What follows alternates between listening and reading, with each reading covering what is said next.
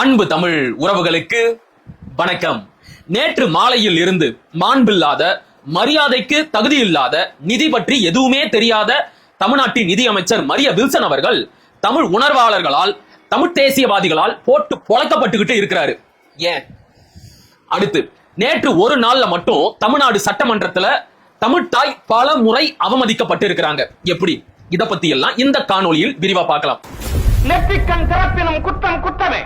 இன்றைக்கு ஆகஸ்ட் 11, சரியா இதே நாள்ல 1954 ஆகஸ்ட் 11ஆம் தேதி கேரள முதல்வராக இருந்த பட்டம் தானு பிள்ளையால 11 தமிழர்கள் சுட்டுக் கொல்லப்பட்டாங்க. ஏன்? தமிழர்களுக்கு சொந்தமான தேவிகுளம், பீர்மேடு போன்ற பகுதிகளை தமிழ்நாட்டுடன் இணைக்க வேண்டும் என்று கோரி திருவாங்கூர் பகுதியில் வசித்த தமிழர்கள் மிகப்பெரிய அறப்போராட்டத்தை முன்னெடுத்தாங்க. அன்றைய காலகட்டத்தில் கேரளத்தின் முதலமைச்சராக இருந்த, குறிப்பாக திருவாங்கூர் கொச்சி சமஸ்தானத்தின் முதலமைச்சராக இருந்த பட்டம் தானு பிள்ளை அவர்கள், பட்டம் தானு பிள்ளை என்கின்ற மலையாள வெறியர் தன்னுடைய காவல்துறையை ஏறி போராடி கொண்டிருந்த தமிழர்கள் மீது கொடூரமான முறையில் தடியடி நடத்தி அவர்களுடைய மண்டையை உடைத்து துப்பாக்கி சூடு நடத்தி 11 தமிழர்களை கொன்று தமிழர்களோட அந்த உரிமை போராட்டத்தை அடக்கி ஒடுக்கினார். அந்த கொடூரம் நடந்தது இதே ஆகஸ்ட் 11ஆம் தேதி தான். இப்படிப்பட்ட அவலங்கள் நடந்த இந்த ஆகஸ்ட் மாசத்துல நேற்றைக்கு தமிழ்நாடு சட்டமன்றத்தில் ஒரு மலையாளியால தமிழ்தாய் மிக பெரிய அளவிற்கு அவமதிக்கப்பட்டிருக்கிறாங்க. விளவங்கோடு காங்கிரஸ் சட்டமன்ற உறுப்பினரான பிரவீன் அவர்கள் தமிழ் மொழியை மலையாள எழுத்துக்கள்ல எழுதி வச்சு படிச்சிருக்கிறாரு. ஏன்னா அவர் ஒரு மலையாளி. தமிழ்நாட்டுல மலையாளி ஒருத்தர் சட்டமன்ற உறுப்பினராகி இருக்கிறாரு. அவரு தமிழ் மொழியை மலையாள எழுத்துக்கள்ல எழுதி வச்சு படிச்சு தமிழ் மொழியையும் தமிழர்களையும் தமிழ் நாட்டையும் மிகப்பெரிய அளவிற்கு அவமதிச்சிருக்கிறாரு. நான் தெரியாமத்தான் கேட்கிறேன், விளவங்கோடு சட்டமன்ற தொகுதி அன்பு தமிழ் உறவுகளே, காங்கிரஸ் கட்சியில இருந்து யார வேட்பாளரா நிறுத்தினாலும் கண்ணை மூடிக்கிட்டு ஓட்ட போட்டுடுவீங்களா? அவர் யாரு, அவருடைய பின்னணி என்ன, அவர் எந்த இனத்தை சேர்ந்தவர் என்பதையெல்லாம் ஆராய்ச்சி பார்க்கவே மாட்டீங்களா?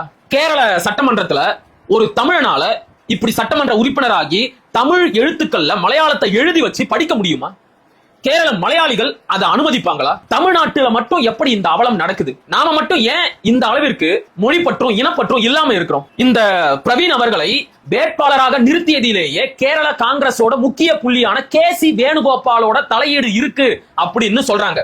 ஆக கேரள மலையாளிகள் தங்கள்ல ஒருத்தரை தமிழ்நாட்டுல சட்டமன்ற உறுப்பினராக்கி தமிழ்நாடு சட்டமன்றத்திற்குள்ள ஒரு உளவாளி போல பிரவீனை அனுப்பி வச்சிருக்காங்க. அவரு சட்டமன்றத்துக்குள்ள வந்து உக்காந்துகிட்டு திமிர்த்தனமா தமிழே தெரியாம மலையாள எழுத்துக்கள்ல தமிழ் மொழியை எழுதி வச்சு தப்பும் தவறுமா தமிழை பேசி தமிழ் மொழியையும் தமிழ் தாயையும் கொச்சப்படுத்தி இருக்கிறாரு, அவமதிச்சிருக்கிறாரு. தமிழர்கள் நாம என்னைக்குத்தான் திருந்த போறோம்? என்னைக்குத்தான் நமக்கு மொழி பற்றும் இனப்பற்றும் வரப்போகுது? இந்த கொடுமை, அசிங்கம், அவமானம் இதெல்லாம் போதாதுன்னு நேற்று தமிழ்நாட்டு கோவில்களுக்கு புதிதாக நியமிக்கப்பட்ட அறங்காவலர்களின் பெயர் பட்டியலை தமிழ்நாடு அரசு வெளியிட்டுச்சு. அதை எடுத்து பார்த்தா அதுக்குள்ள ஒரு கொடுமை காத்துக்கிட்டு இருந்துச்சு.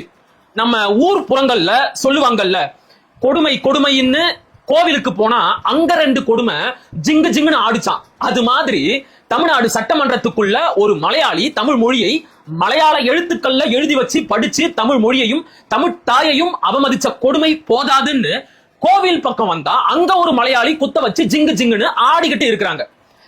நேற்று தமிழ்நாட்டு கோவில்களுக்கு புதிதாக நியமிக்கப்பட்ட அறங்காவலர்களின் பெயர் பட்டியலை தமிழ்நாடு அரசு வெளியிட்டுச்சு. அதை எடுத்து பார்த்தா அதுக்குள்ள அர்ச்சனா கல்பாத்தி அகோரம் என்பவரோட பெயர் இருக்கு. யார் இந்த அர்ச்சனா கல்பாத்தி அகோரம்? இவங்க தான் விஜய் நடிச்ச கோட் திரைப்படத்தை தயாரிச்சவங்க. இவங்க ஒரு திரைப்பட தயாரிப்பாளர். இவங்களை கொண்டு வந்து தமிழ்நாட்டு கோவில்களுக்கான அறங்காவலராக தமிழ்நாடு அரசு, தாவேகா அரசு நியமிச்சிருக்கு. விஜய் நடிச்ச படத்தை தயாரிச்சவங்க என்ற ஒரே காரணத்திற்காக விஜயோட ஆட்சி காலகட்டத்தில் அவங்களுக்கு அரசு பொறுப்பை தூக்கி கொடுத்துருவீங்களா?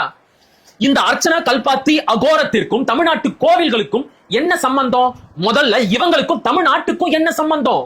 ஏன்னா இவங்க ஒரு மலையாளி, இவங்க தமிழரே கிடையாது. இவங்க பெயரில் இருக்கின்ற கல்பாத்தி என்பது பாலக்காடு பகுதியில் இருக்கின்ற ஒரு சிற்றூரோட பெயர். அந்த சிற்றூரில் இருந்து வந்த தமிழ் திரைப்பட தயாரிப்பாளர் தான் இந்த அர்ச்சனா கல்பாத்தி அகோரம். இந்த மலையாளியை கொண்டு வந்து தமிழ்நாட்டு கோவில்களோட அறங்காவலராக நியமிக்க வேண்டிய அவசியம் என்ன வந்துச்சு? கேரளாவில் கூட தான் எத்தனையோ கோவில்கள் இருக்கு, வழிபாட்டு தலங்கள் இருக்கு. அங்கெல்லாம் ஒரு தமிழரை அறங்காவலராக கேரள அரசு நியமிக்குமா? வாய்ப்பு இருக்கா? சான்ஸே கிடையாது. அப்ப தமிழ்நாட்டுல மட்டும் எப்படி இந்த அவலம் நடக்குது. இது பற்றி மாண்புமிகு மரியாதைக்குரிய அறநிலையத்துறை அமைச்சர் ரமேஷ் கிட்ட போய் கேள்வி கேட்கிறாங்க. அதுக்கு அவரு, அர்ச்சனா தமிழ்நாட்டில் இருக்கிற நிறைய கோவில்களுக்கு கொடை கொடுத்திருக்காங்க, நிறைய கோவில்களை புதுப்பிச்சு புனரமைச்சிருக்காங்க, அதுக்காகத்தான் நாங்க அவங்களுக்கு இந்த பொறுப்பை கொடுத்தோம் அப்படிங்கிறாரு.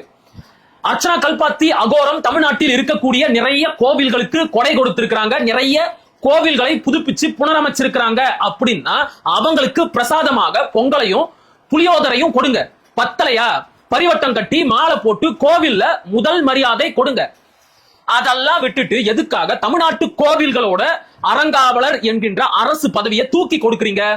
ஏன் அந்த பதவிக்கு தகுதியான தமிழன் தமிழ்நாட்டுல யாருமே இல்லையா? ஒரு மலையாளி வந்துதான் தமிழ்நாட்டு கோவில்களுக்கு அறங்காவலரா இருக்கணுமா? பொதுவாவே தமிழ்நாட்டோட ஆட்சி அதிகாரத்திற்கு வருவதற்கு பிறமொழியாளர்கள் இந்த தமிழ் திரையுலகத்தை ஒரு கருவியா பயன்படுத்துறாங்க. நம்பிக்கை இல்லையா? நீங்களே எடுத்து பாருங்க. கடந்த 3 மாதத்துல மட்டும் இந்த தாவேகா அரசு அமைந்ததில் இருந்து பல பிறமொழியாளர்கள், திரைத்துறையை சேர்ந்த பல பிறமொழியாளர்கள் தமிழ்நாட்டோட அரசு பொறுப்புகள்ல நியமிக்கப்பட்டு இருக்கிறாங்க. பட்டியலை நான் சொல்லட்டுமா? விஜய் நடித்த ஜனநாயகன் திரைப்படத்தை தயாரித்த தயாரிப்பாளர் கே வெங்கட நாராயணா ரெட்டி என்கின்ற கன்னடரை தமிழ்நாடு அரசோட டெல்லி சிறப்பு பிரதிநிதியாக மாண்புமிகு மரியாதைக்குரிய தமிழ்நாட்டின் முதலமைச்சர் திரு ஜோசப் விஜய் அவர்கள் நியமிச்சிருக்கிறாரு. எதுக்காக ஒரு கன்னடரை இந்த பொறுப்புல நியமிக்கணும்? இத பத்தி மாண்புமிகு மரியாதைக்குரிய மின்வாரியத்துறை அமைச்சர் நிர்மல் குமார் கிட்ட பத்திரிகையாளர்கள் கேள்வி எழுப்பிய போது அவரு அதுக்கு அதிமேதாவித்தனமான ஒரு பதில சொன்னாரு. ஏங்க, அவரு கன்னடர் கிடையாது, ஆந்திர தெலுங்கர் அப்படிங்கிறாரு. அட அறிவாளிகளா, அவர் கன்னடரா இருந்தா என்ன, ஆந்திர தெலுங்கரா இருந்தா என்ன? எதுக்காக ஒரு பிறமொழியாளரை தமிழ்நாடு அரசோட டெல்லி சிறப்பு பிரதிநிதியா நியமிச்சீங்க? இதுதான் இங்க கேள்வி. அதை சரியா புரிஞ்சிக்காம அவர் கன்னடர் இல்ல, ஆந்திர தெலுங்கர் அப்படிங்கிறாரு. சரி, ஆந்திர தெலுங்கரை மட்டும் இந்த பொறுப்புல நியமிக்கலாமா? எந்த ஒரு நியாயம் இது? என்ன அறம் இது? நேற்றைக்கு ஜனநாயகன் திரைப்படத்தோட தயாரிப்பாளர் வெங்கட நாராயணாவை அரசு பொறுப்புல நியமிச்சாங்க அப்படின்னா இன்னைக்கு கோட் திரைப்படத்தோட தயாரிப்பாளரான அர்ச்சனா கல்பாத்தி அகோரம் என்கின்ற மலையாளிய தமிழ்நாட்டு கோவில்களுக்கான அறங்காவலராக நியமிச்சிருக்கிறாங்க. அடுத்தபடியாக விஜய் நடித்த பீஸ்ட் திரைப்படத்தில் ஒளிப்பதிவாளராக வேலை செய்த மனோஜ் பரமாம்சா என்பவரை தமிழ்நாடு திரைப்பட பயிற்சி கல்லூரியோட தலைவரா இந்த தாவேகா அரசு நியமிச்சிருக்கு. இவர் யாரு? இவர் ஒரு தெலுங்கர். இவருக்கு தமிழ், தமிழர், தமிழ்நாடு, தமிழ் தேசியம் என்ற சொற்கள் சுத்தமா ஆகவே ஆகாது. இத பத்தி எல்லாம் பேசினா காதை இருக்க மூடிக்குவாரு. இப்படிப்பட்டவரை கொண்டு வந்து தமிழ்நாடு திரைப்பட பயிற்சி நிறுவனத்தோட தலைவராக இந்த தாவேகா அரசும் முதலமைச்சர் விஜயும் நியமிச்சிருக்கிறாங்க. சரி, இன்னைக்கு முதலமைச்சரோட தனிப்பட்ட அரசியல் ஆலோசகர் யாரு? ஜான் ஆரோக்கியசாமி நாயுடு என்கின்ற தெலுங்கர். முதலமைச்சரோட பொது நிகழ்ச்சி ஆலோசகர் யாரு? விஷ்ணு ரெட்டி என்கின்ற தெலுங்கர். தமிழ்நாடு அரசோட தலைமை வழக்கறிஞர் யாரு? விஜய் நாராயண் என்கின்ற மலையாளி. இந்த விஜய் நாராயண் என்பவர் தான் விஜயோட ரோல்ஸ் ராய்ஸ் காருக்கான வரி ஏய்ப்பு வழக்கை வெற்றிகரமாக நடத்தி கொடுத்தவர். அவரை கொண்டு வந்து தமிழ்நாடு அரசோட தலைமை வழக்கறிஞராக நியமித்திருக்கிறார் மாண்புமிகு மரியாதைக்குரிய தமிழ்நாட்டின் முதலமைச்சர் திரு ஜோசப் விஜய் அவர்கள். இதுல கூடுதல் செய்தி என்ன அப்படின்னா, இந்த விஜய் நாராயண் என்கின்ற மலையாளி KM பணிக்கரோட பேரன். யார் இந்த KM பணிக்கர்? தமிழர்கள் தங்களுக்கு சொந்தமான தேவிகுளம், பீர்மேடு, நெடுமாங்காடு போன்ற பகுதிகளை கேரளாவிற்கு இழப்பதற்கு காரணமாக இருந்த முக்கிய சூத்திரதாரியாக இருந்தவர் தான் இந்த KM பணிக்கர். இவரோட பேரனை கொண்டு வந்து தமிழ்நாடு அரசோட தலைமை வழக்கறிஞராக நியமித்திருக்கிறது இந்த தாவேகா அரசு. கேரளாவுல ஒரு தமிழரை அந்த மாநில தலைமை வழக்கறிஞராக நியமிப்பாங்களா? கர்நாடகாவுல, ஆந்திராவுல, தெலுங்கானாவுல, மகாராஷ்டிராவுல, குஜராத்ல, ஒரிசாவுல எங்கேயுமே நடக்காது. இந்த தமிழ்நாட்டுல மட்டும்தான் இந்த அவலம் தொடர்ந்து நடக்கும். ஏன்னா தமிழர்களுக்கு வெக்கம், மானம், சூடு, சொரணை, தன்மானம், சுயமரியாதை, மொழிப்பற்று, இனப்பற்று எதுவுமே கிடையாது. எதுவுமே கிடையாது. எதுவுமே கிடையாது. வெறும் சோத்து பிண்டங்கள். அவ்வளவுதான். நாம தின்னுட்டு தூங்குறதுக்கு மட்டும்தான் லாய்க்கி. நம்ம தொகுதியில யாரு வேட்பாளர் என்பதை கூட பார்க்காமல் ஓட்டு போட்ட முட்டாள்கள் தானே நாம. நான் என்னையும் சேர்த்துதான் சொல்றேன். இந்த இனக்கூட்டத்துல நானும் ஒருத்தன் தானே. நம்ம தொகுதியில யார் நிக்கிறாங்க, அவங்க எந்த இனத்தை சேர்ந்தவங்க, அவங்களுடைய பின்புலம் என்ன என்பதை எல்லாம் ஆராயாமல் கண்ணை மூடிக்கொண்டு ஓட்டு போட்ட முட்டாள் கூட்டம் தானே நாம.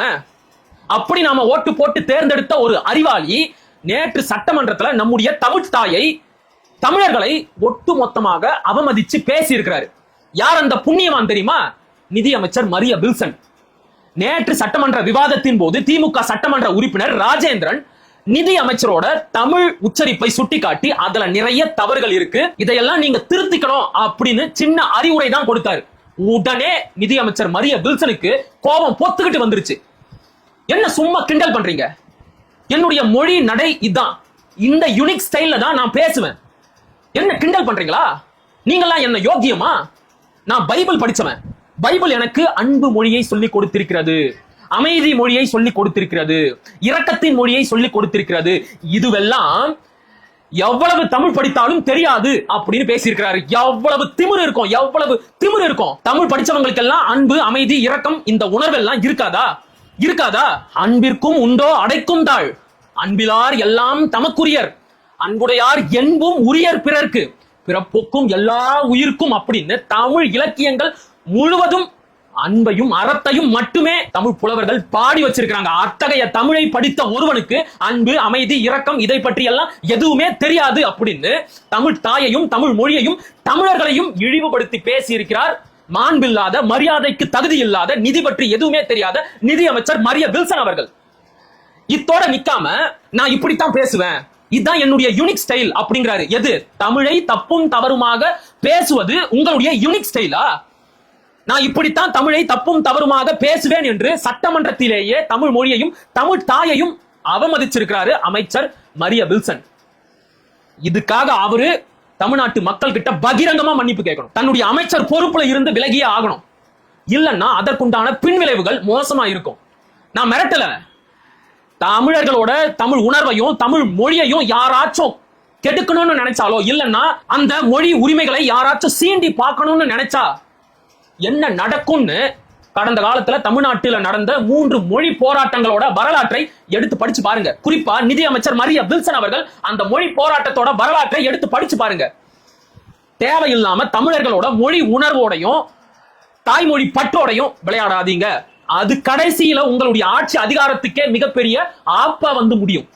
அதனால நீங்களாகவே முன் வந்து நீங்கள் சொன்ன சொற்களை பின்வாங்கி கொண்டு உங்களுடைய தவறுக்கு பொறுப்பேற்றுக்கிட்டு மன்னிப்பு கேளுங்க. இல்லைன்னா நிச்சயமாக தமிழர்கள் தங்களுடைய தாய்மொழி பற்றி வெகுண்டு எழுந்து உங்களுக்கான பதிலடியை கொடுப்பார்கள். விளங்குதா? மீண்டும் ஒரு காணொலியில் சந்திப்போம்.